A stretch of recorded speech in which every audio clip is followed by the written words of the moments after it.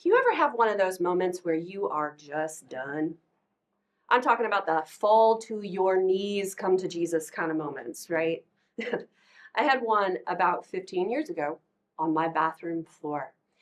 It's funny how those rock bottom moments really push you to grow, you know? What had happened is 2 years earlier, my son was diagnosed with autism. In an instant, everything I had imagined for my life was gone. Gone. I responded the way any mother would to this news. I threw myself into fixing the problem, right?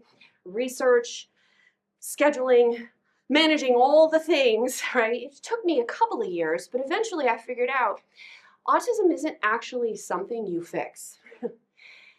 And so all of that energy and effort, it had just made everything worse.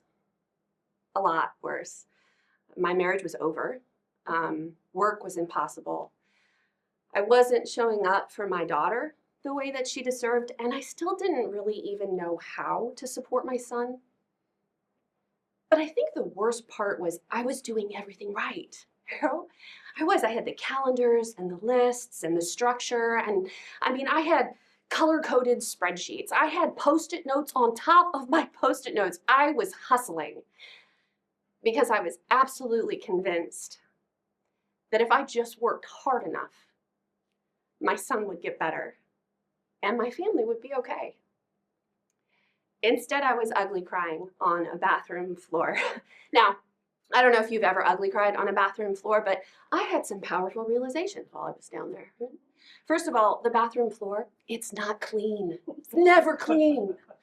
And I also found myself questioning all of my life choices, all of them. Things like, God, Jennifer, why didn't you just buy the bath mats at Target, you know? It is a miserable place, and I hope that you have never experienced it.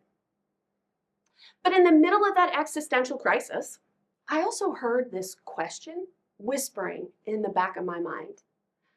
What if I'm wrong?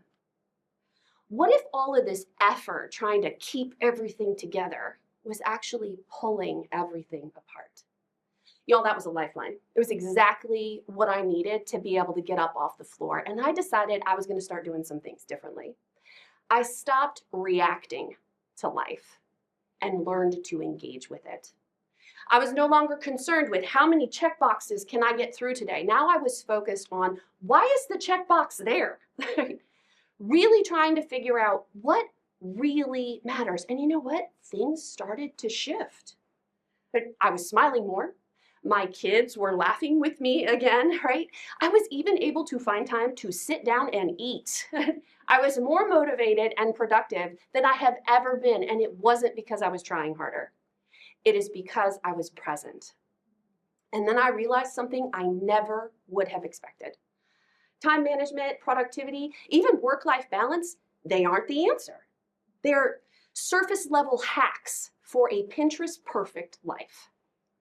The real answer was engaging authentically. Being me in every part of my day and not the cliched Instagram filtered way. I'm talking about raw, real Jennifer mode here, right?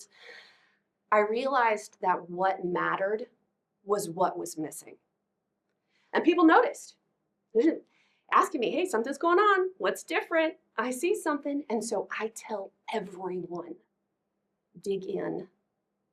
Decide to be intentional with your growth so that you can live with integrity and nurture your life. Because I don't think anyone should have to ugly cry on a bathroom floor to be able to figure that out. Thank you.